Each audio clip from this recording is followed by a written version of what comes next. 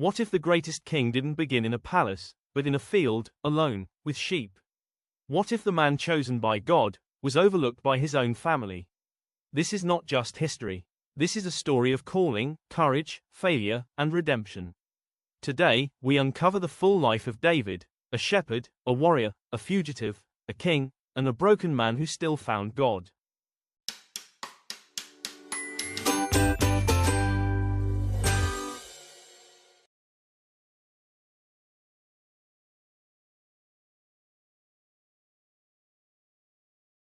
David was the youngest son of Jesse in Bethlehem, not strong like his brothers, not trained for war, not even considered important. While others stood tall in the house, David was outside, with sheep. But those silent fields became his training ground. He fought lions, he faced bears, not for glory, but to protect what was entrusted to him. And more importantly, he built a relationship with God. One day, the prophet Samuel came to Jesse's house. God had rejected King Saul, and was choosing a new king. Jesse presented all his strong sons. But God said, none of them. And in that moment, God chose him. Oil was poured on his head. A shepherd became God's chosen king.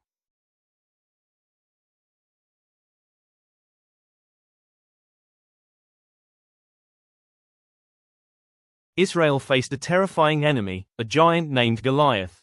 For 40 days, he mocked Israel. Warriors trembled. Even King Saul was afraid. Then came David, delivering food to his brothers. He saw something different. Right finger not a giant, but a challenge to God. David said, I will fight him. No armor, no sword, just a sling, 5 stones, and unshakable faith.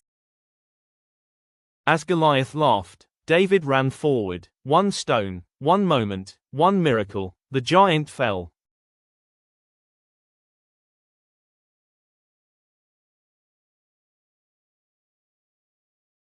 David became a hero overnight.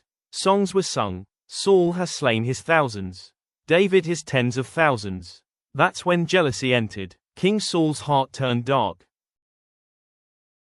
But in the middle of chaos, David found a true friend, right finger Jonathan, a prince who supported the future king. Their friendship became one of the deepest in history. Yet danger grew. Saul threw a spear at David. Not once, but multiple times.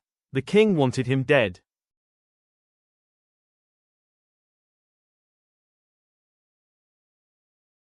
David ran, from caves, to deserts, to foreign lands. He lived like a fugitive. Yet people gathered around him, the broken, the rejected, the outcasts. David became their leader. One day, Saul entered a cave, not knowing David was inside. David had the chance to kill him. But he didn't. He chose honor over revenge. David said, I will not touch the Lord's anointed.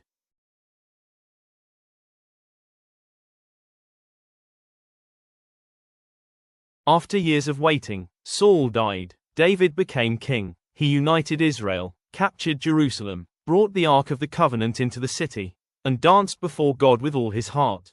David wasn't just a king. He was a worshipper.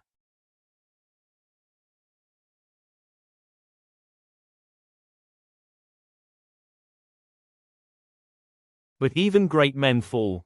David saw Bathsheba, and made a decision that changed everything. Sin entered his life. He tried to hide it.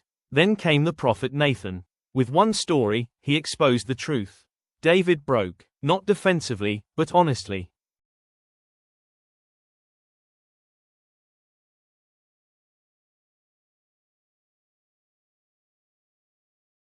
David wrote songs, prayers, cries.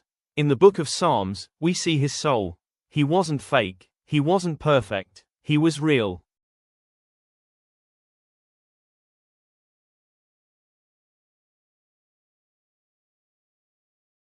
Before his death, David chose his son Solomon as king.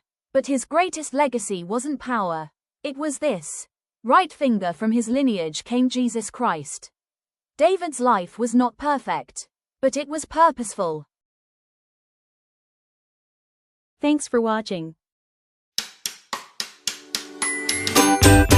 Stay blessed and don't forget to share this video with everyone.